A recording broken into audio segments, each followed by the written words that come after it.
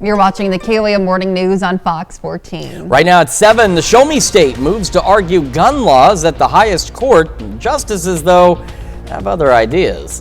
At PSU, it's a gathering of trumpet players from throughout the Midwest. I'm Kenny Foreman, and I'll give you an inside look coming up. And we've got showers and thunderstorms pushing into the area. We'll take a look at those and what the rest of our Tuesday holds coming up. The 4 states' most watched news starts now. Well, good morning and welcome to the KOAM Morning News on Fox 14. I'm Elise Noe. And I'm Chris Warner, just after 7 a.m. on this Tuesday, October the 7th. Happy Tuesday to all of you. And of course, we got some showers, we got some storms out there, which we will get to in just a moment. But kind of the prevailing issue that's going to have a trickle-down effect as time goes on, the government shutdown. Yes, and as the government shutdown approaches one full week, neither side has shown signs of giving in or making a deal, and real consequences could be coming soon for federal workers. Fox News correspondent Connor Hansen has the latest.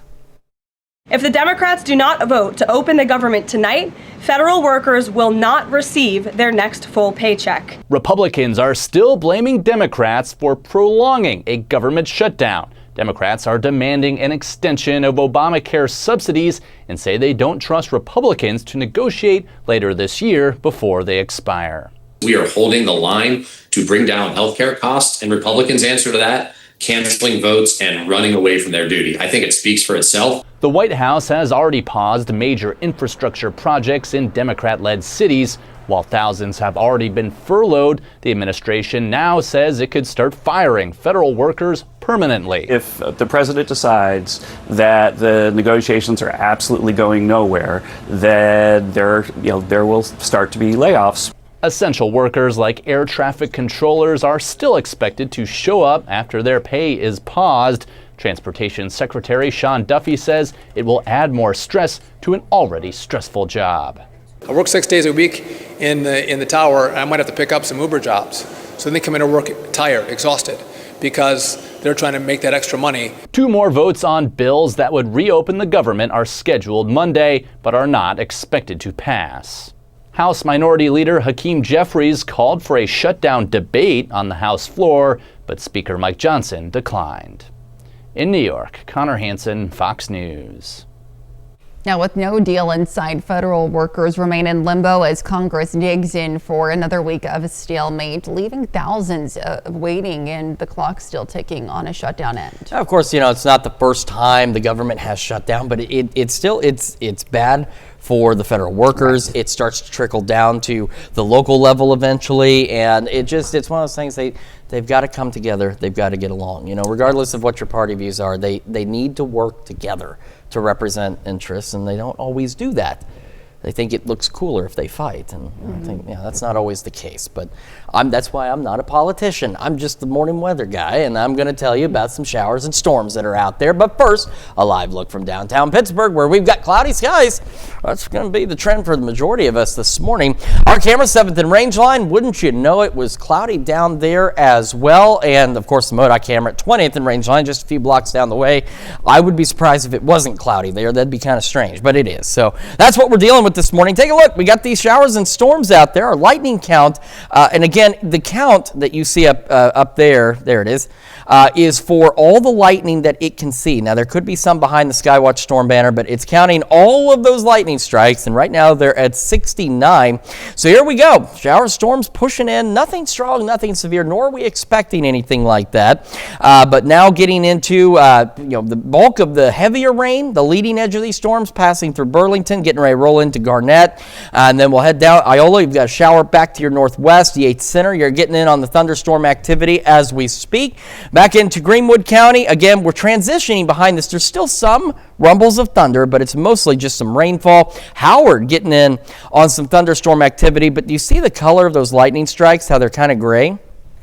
Up there, see, and there's a good one. There's a new lightning strike there. Those gray ones are stale. The system holds the lightning strikes for so long, for a few minutes before they begin to fade off. And so that's a new lightning strike.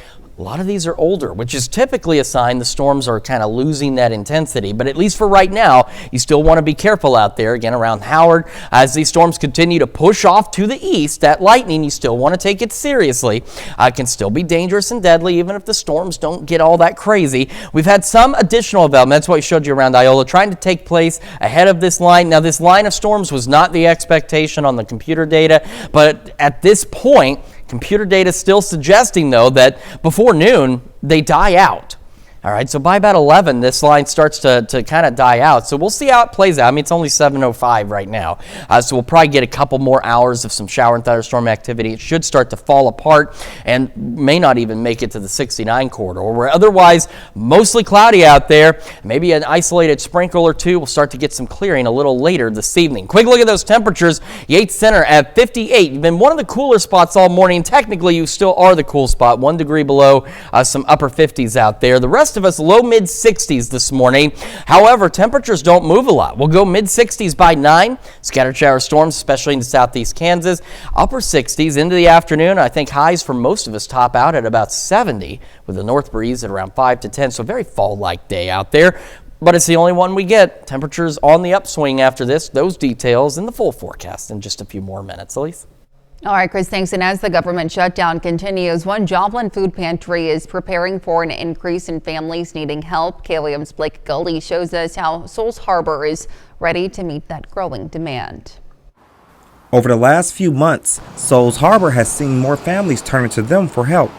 And leaders here say many of those families aren't unemployed. They are working, but with federal cuts and rising costs, they can't make ends meet. We just did our numbers, and 82% of the people that we serve from our food pantry are people who are in homes that do have jobs, that are going out there. They just can't make ends meet because of all the bills that they have going on now, the food stamp cuts.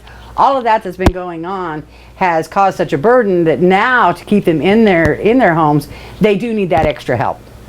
The shelves here at Souls Harbor are full for now, but as more families seek assistance, they'll be empty again soon. Over the last few months, they've already been cutting back on the food stamps, and so now we have the WIC program as well. And so we've been adding 20 to 50 new families every single week. So, and this has gone on for a couple, 3 months now. So yeah, the load here is getting extremely heavy. As food pantries try to keep shelves stocked, local federal agencies are operating with limited resources during the shutdown. Peyton Kessler with the Cherokee County Health Department says, without NSA for staffing, no new benefits can be issued, but benefits that have already been issued onto a participant's card will remain available and redeemable as long as food funds are still available. As the shutdown continues, local agencies say they'll keep providing updates as new information comes down from Washington. Reported in the 4 states, Blake Gully, KOAM News. Souls Harbor says the shelves will keep getting restocked thanks to community donations, and they're asking anyone who can lend a hand. For more details on how you can support the pantry, you can visit our website, KOAMnewsnow.com. And of course, now you can stay up to date with the latest news, weather, and sports with the KOAM Plus TV streaming app. It's available on Amazon Fire TV, Android TV, Apple TV Plus, and Roku. It's also available on our news and weather apps as well as our website. Watch live streaming anytime, absolutely free, the KOAM Plus TV streaming app. Pitt State University held its annual Midwest Trumpet Festival over the last 2 days. KOAM's Kenny Foreman gives us an inside look.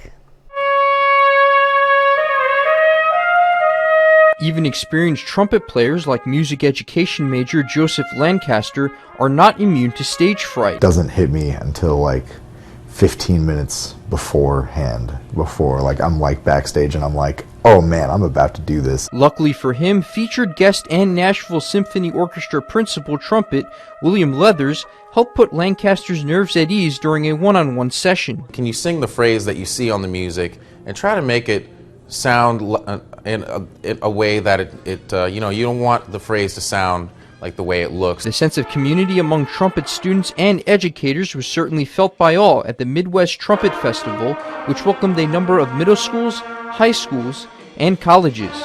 It's something that means a lot to Professor of Trumpet at Northwest Missouri State University, Bill Richardson. Sometimes trumpet players get a bad rap for being very egocentric, and I don't get that sense here at the Midwest Trumpet Festival. It's very there's a collaborative spirit that happens with all of us that are here, whether they're students or teachers or our guest artists that come in. Many of the educators hope that the younger students leave the festival feeling inspired to continue their pursuit of music, whether that be in the classroom or even beyond. There are many different careers in music for people to pursue, from performances, being a performing artist, to being a music educator, to being in the military band, to being a symphony orchestra. In Pittsburgh, Kenny Foreman, KOAM News. Hastings says about 10 to 15 colleges and 5 high schools were represented. And those are our top news stories this half hour. Just a little bit, Charlene Patton is in the studio to show us one of her latest recipes. And later, homeowners is still recovering from spring and summer severe weather. We'll have the latest. You're watching the KOAM Morning News on Fox 14. Time now, 7:10. Well, in Consumer Watch, now a week into the U.S. government shutdown, there are growing concerns over the impact to the aviation industry. Transportation Secretary Sean Duffy says there's been an uptick in sick call-outs for air traffic controllers who are working without pay during the shutdown. Now, this has caused flight delays at multiple airports in cities around the country. Yesterday evening, Hollywood Burbank Airport operated without air traffic controllers for a few hours. It comes as the country already has a shortage of those workers. The holiday shopping season kicks off today for Amazon Prime members. The e-commerce giant is offering early discounts on lots of merchandise like home decor, fashion, and toys. Amazon Prime Big Deal Days last from October 7th through the 8th. And Krispy Kreme has released 4 scary good new treats along with a Halloween themed box for spooky season. The donut chain is also offering customers 2 chances to score free donuts for Halloween. Anyone who wears a costume to participating locations on October 25th and the 31st can get a free original glazed or classic ring donut. That's a look at Consumer Watch. Let's take it over now to Chris for a quick look at your forecast. Welcome back to the KOAM Morning News, 7:16 on this Tuesday morning. Starting with Skywatch Storm Tracker, showers, thunderstorms as expected, but they are beginning to weaken, believe it or not. So we're going to start up. We've got thunderstorms just outside of Garnett, some moderate rainfall back toward Burlington. We'll head south. Iola, you're up next for some showers and storms, and we've got them pushing through Yates Center. On the backside, there have been a few rumbles of thunder, but you can see the lightning count drops off significantly. It's just some moderate rainfall out there back toward Eureka into Greenwood County. Down south, Howard, you've got thunderstorm activity pushing through right now, and it's staying just north of Chautauqua County. Sedan, you may hear some of the thunder possibly off in the distance, but that's about it. Eventually, Fredonia, Chanute should get in on some of this activity, but it will continue to die down is the expectation, and the northernmost edge of this might actually make it as far east as the 69 corridor, maybe even just knocking on the door of Nevada and Butler back into Bates County. If it can hold, it's trying, but the southern fringe of this, you can see now it's all starting to kind of die out down there, and that's still the expectation is in the next see, 9, 10, about the next 3.5 hours, 3 hours, and it'll start to die down, and then all we'll have left is just a couple of showers as we head into the afternoon. Now, we're going to have mostly cloudy skies. With that, there'll be just enough moisture, and we could get some isolated sprinkles, but that's going to be it. The majority of us are going to remain dry and just cloudy and considerably cooler today compared to where we have been. We'll start to clear out late evening into the overnight hours. We'll start to go partly cloudy. We'll have partly cloudy skies for most of our Wednesday, and then we'll start to go mostly clear as we go later into the day Wednesday and overnight into Thursday. But then Thursday we could see a few clouds return, but nothing expected. We're looking to be dry still Thursday, but Thursday looks to set the stage for the potential, at least, for some shower and thunderstorm development as we go into the late night and early morning hours. You can see the clouds coming back in as this stops at 1 a.m. Friday. Could get some scattered shower storms early Friday morning as well. But our temperatures, again, this is the one-day sale, the one-day deal here. We've got a taste of fall for one day, and then it starts to warm up again. 7th and range line, obviously cloudy skies out there. Scattered storms mainly into southeastern Kansas through the morning hours, and temperatures really don't move much. Upper 60s by 11. We're looking at highs for most of us to top out at about 70. Now up north, and I'm talking north of the 54 corridor may get a little more clearing earlier than everyone else, so you might go low to mid 70s, but a number of us may not even make it out of the upper 60s for highs today. So we're talking below average.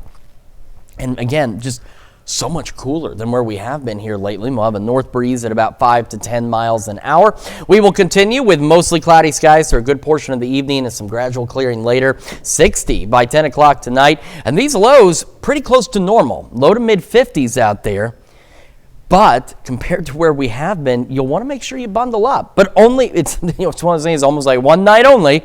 This special deal is only lasts 24 hours, so you got to catch up on it now because we do start warming back up. So it's seasonably chilly, but again, just compared to where we have been the last several days, it may feel downright cold to some folks just because it's a big drop in our temperatures compared to where we have been here lately. But again, it's a brief one. By tomorrow, upper 70s, mid-upper 70s again Thursday, low 80s Friday, mid-upper 80s heading into the weekend. The start of next week could be getting close to 90 for some folks.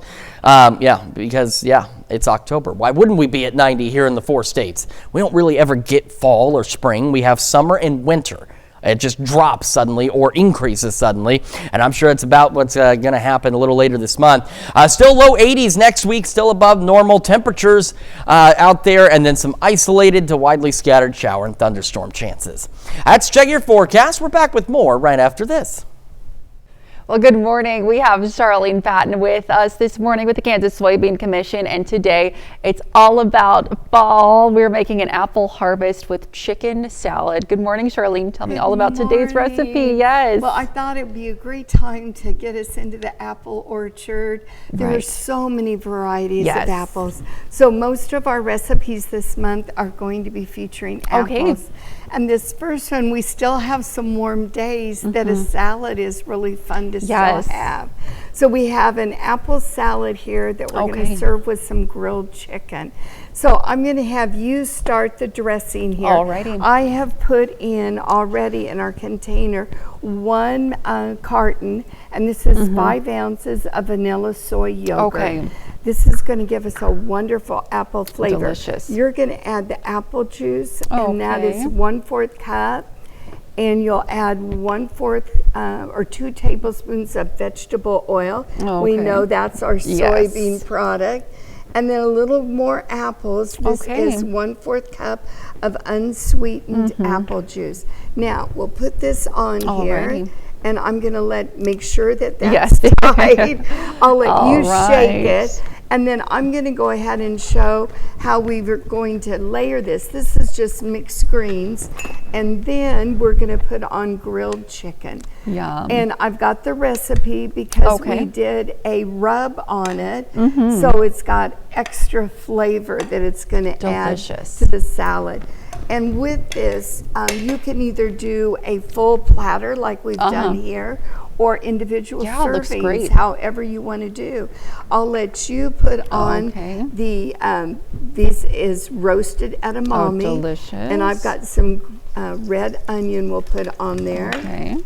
Great colors. A little bit of crunch there. It helps. And then we have some of the cheese here. And you know, when you're making it yourself, you can make adjustments. Of course. So if you want to add a different kind of cheese, then that is fine. Okay, then what we're going to do, we put that on there. Now we've got to add the apples. And you know, you could use red, you could use green, your favorite apples.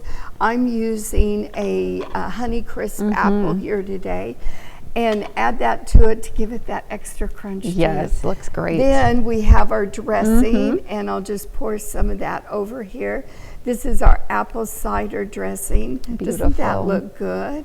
It looks and I'll pour it over this one here too that we've got on display. And there you have a wonderful fall salad that's getting us into the apple orchard, but then we still can grill too. Absolutely. And Charlene, if people want to find this fantastic recipe for the apple harvest with chicken salad, where can they do so? Yes, they should go to our website at kansassoybeans.org, or they can call our 800 number 877-KS-SOYBEAN. We'll mail them all the recipes for October. Wonderful. Charlene, as always, thank you so much for being with us this morning. We'll be right back. 4 States' most watched news starts now.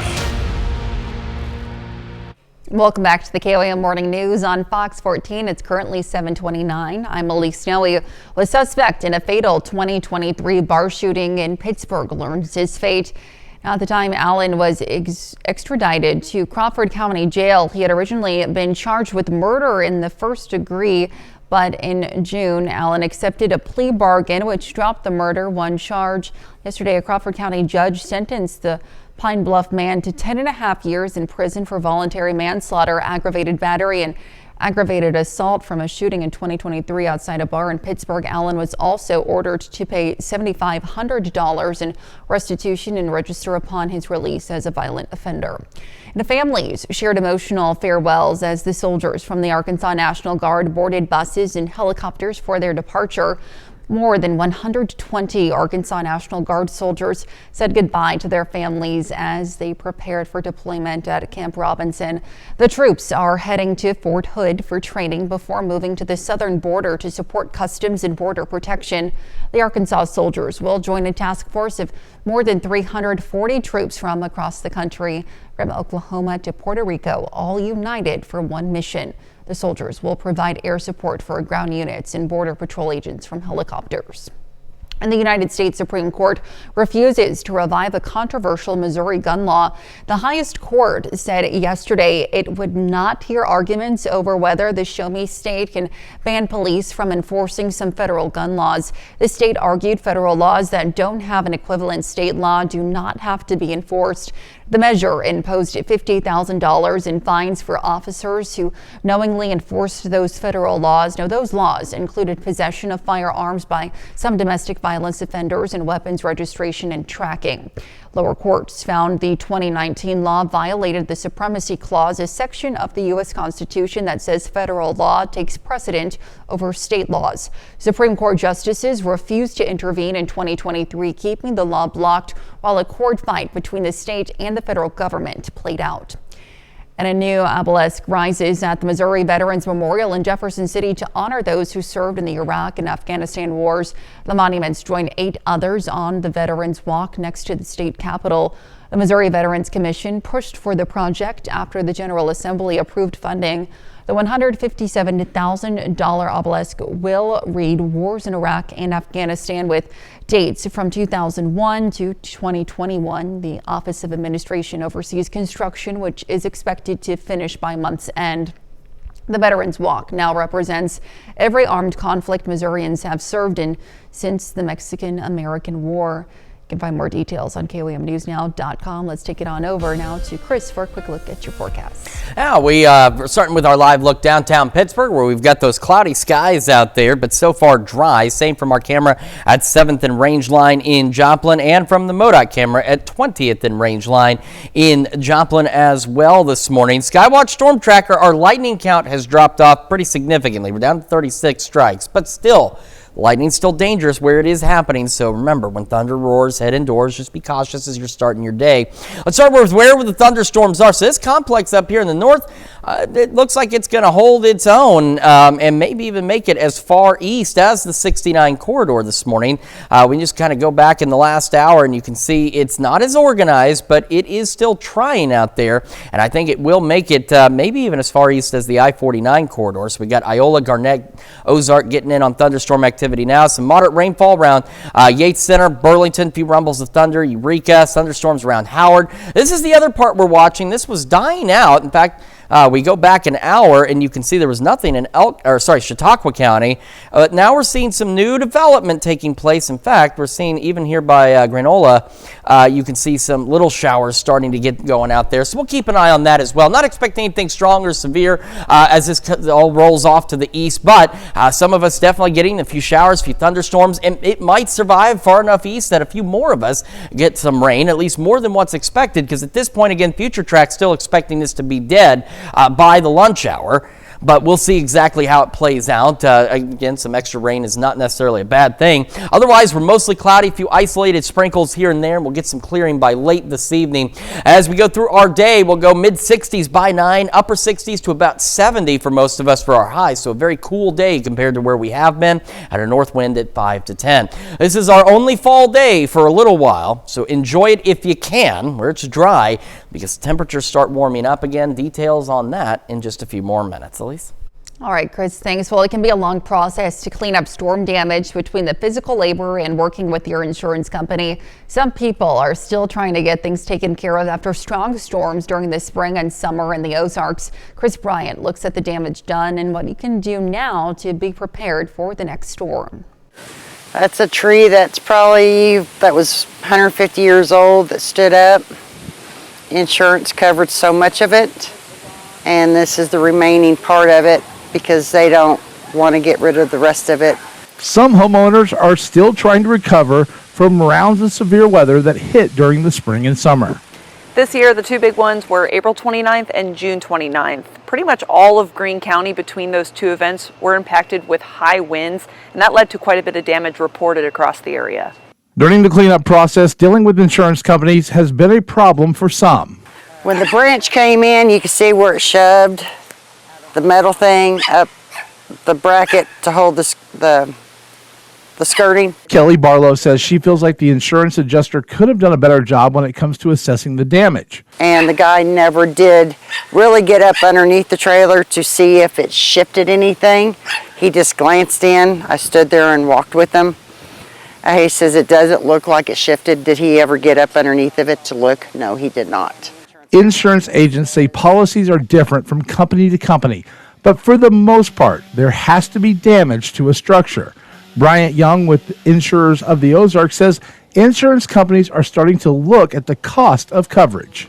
A lot of insurance companies have come back, several of the ones that we work with, and started reevaluating the replacement cost on these folks' home to make sure it is accurate.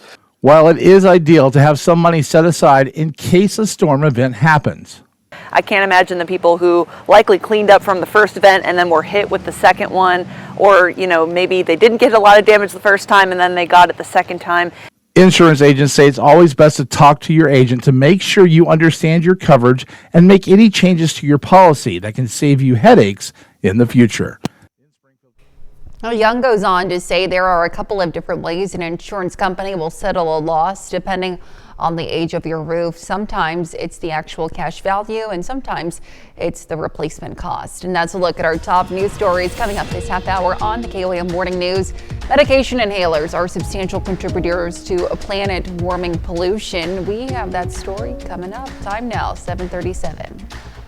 The Center in topping Health Watch this morning, the Centers for Disease Control and Prevention signed off on a recommendation that patients must consult a healthcare provider to get a COVID vaccine.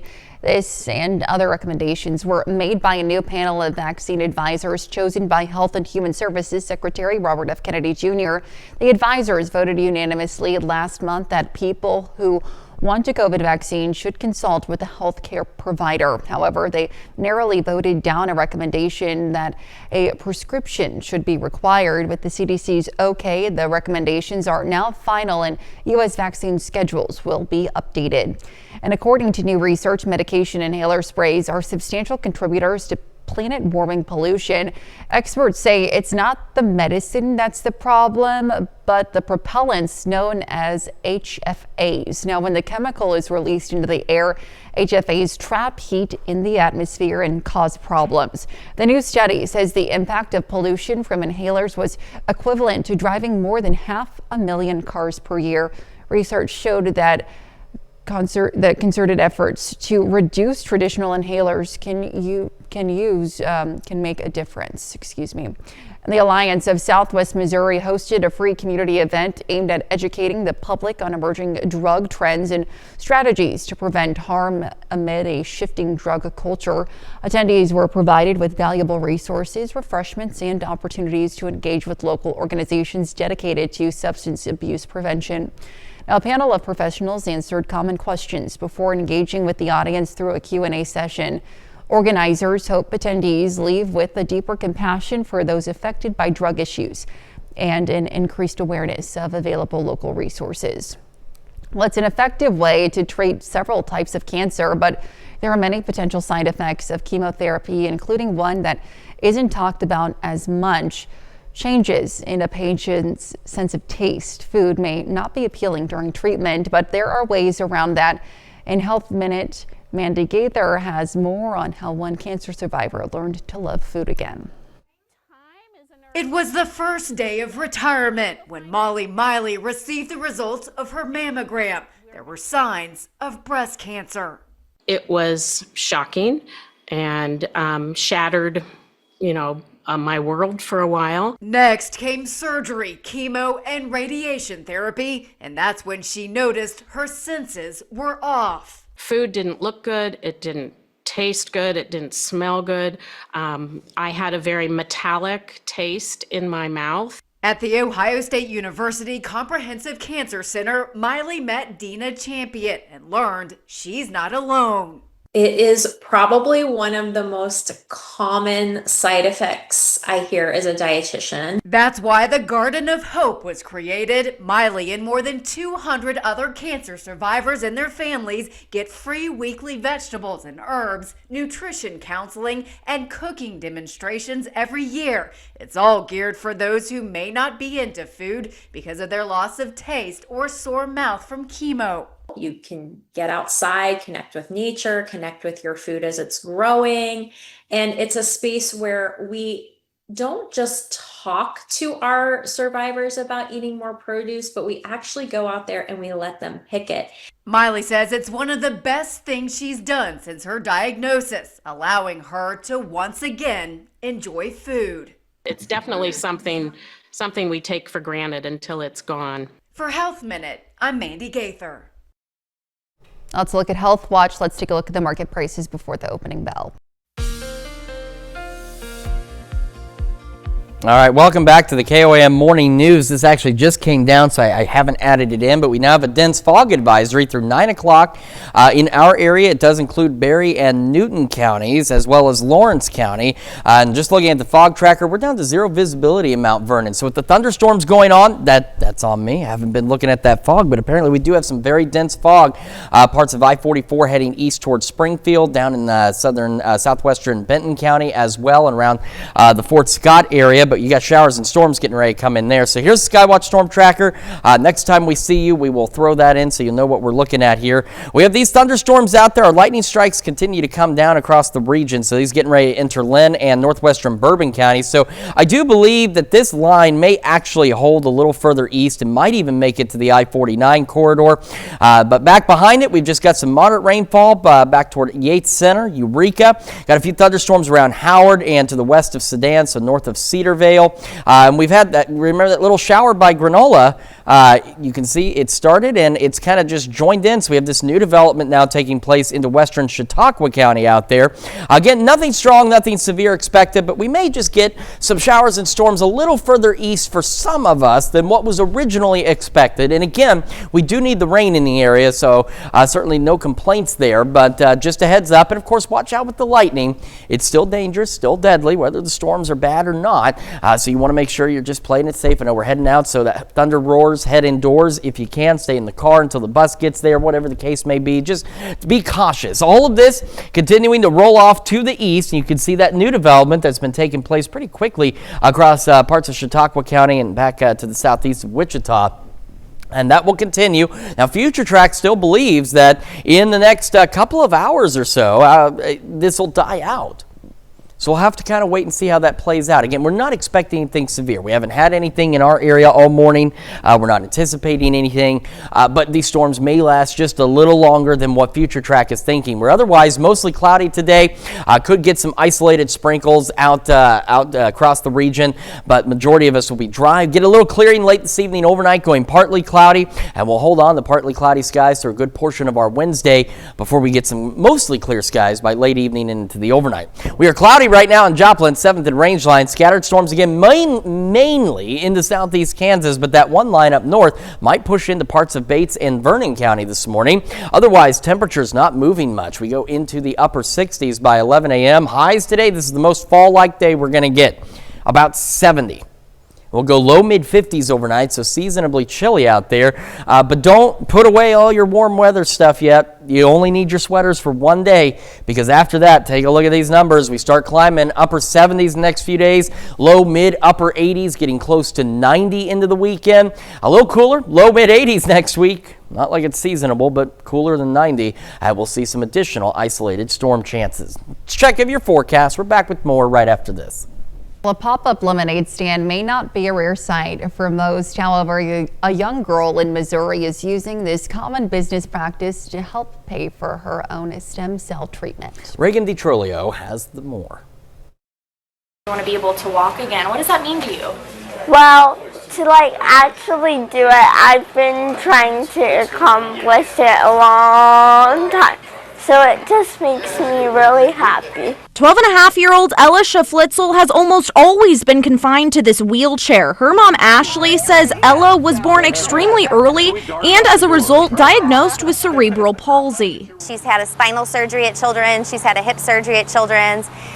She's had another hip surgery at Children's where they've actually worked on her hips to correct her hip dysplasia. She spends a lot of time in therapy. And the stem cell transfusions Ella needs aren't cheap. It costs, just for the procedure alone, is $15,000. And then you can get more than one, so our hope is to get more than one if she were to need it, and then get her the best therapies afterwards as well. This local barbershop here in Wentzville heard about Ella's story online, and now, as you can see, they're helping her host this lemonade stand. Each cup sold can make a difference in Ella's life. They're helping me get enough money so I can get a stem cell transplant, which could help me walk in 3 to 6 months. What we do raise, we're going to put to the things she needs, whether it be another transfusion, whether it needs to be more therapy.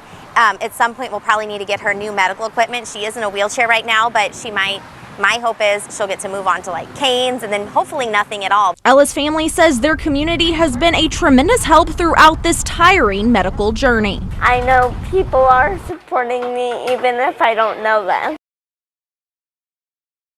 Well, Ella and her family say they're grateful for the outpouring of support from the community, hoping that every cup of lemonade brings them one step closer to their goals. Certainly an impressive lemonade stand, an impressive young lady, and it's great to see that community come together. And so I promised you some stuff on the fog. So here's a quick look at our dense fog advisory. Again, Newton, Lawrence, Berry counties through 9 o'clock this morning. Here's a look at the fog tracker. We've got zero visibility being reported in Mount Vernon. You can see we've got very dense fog in some of our eastern counties out here and then down south as well. We've got some patchy fog elsewhere, but also keep in mind the fog tracker is picking up on rain.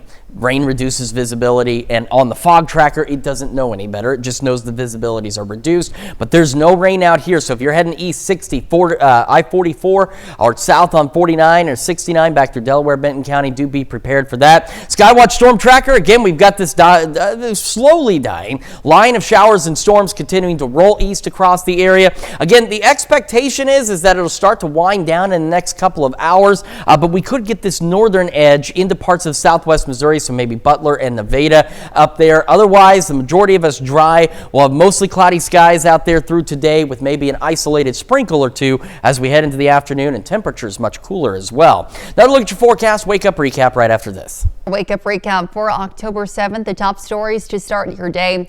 A federal judge has temporarily blocked the deployment of California National Guard troops to Portland just one day after issuing the same ruling for Oregon's Guard. President Trump ordered the troops to protect what he called a war-ravaged city, but Oregon's governor accused the administration of trying to sidestep court orders. Government lawyers argue the Guard is needed to protect ICE agents on duty. And protesters gathered outside a U.S. Immigration and Customs Enforcement facility in Portland Sunday night, clashing with law enforcement as officers handcuffed and removed several demonstrators. The protest follows President Trump's push to send National Guard troops to Portland, a move state leaders oppose, saying his war zone claims are based on outdated 2020 protest footage. Tensions remain high as Oregon residents voice disapproval of federal intervention. That's a check of today's Wake Up Recap. All right, quick reminders, dense fog advisories, Newton, Berry, Lawrence counties through 9 a.m. We've got zero visibility if you're heading out on I-44 or 60 heading off to the east. We have scattered showers and storms across southeast Kansas. those should wind down before the lunch hour. Mostly cloudy, much cooler, about 70 for our high today. And we could get an isolated sprinkle or two across the area outside of those thunderstorm chances this morning. Seasonably chilly tonight, low mid 50s, but it's short-lived. We start warming up, upper 70s next couple of days, going back into the 80s into the weekend with a few more rain chances as we roll into the next work week. So there's a lot going on this morning. Nothing severe, nothing bad like that. Just watch out for dense fog to the east. Showers and storms to the west. All right. All right. Thank you all so much for joining us this morning. We're back with more news and weather at noon. Have a great rest of your morning.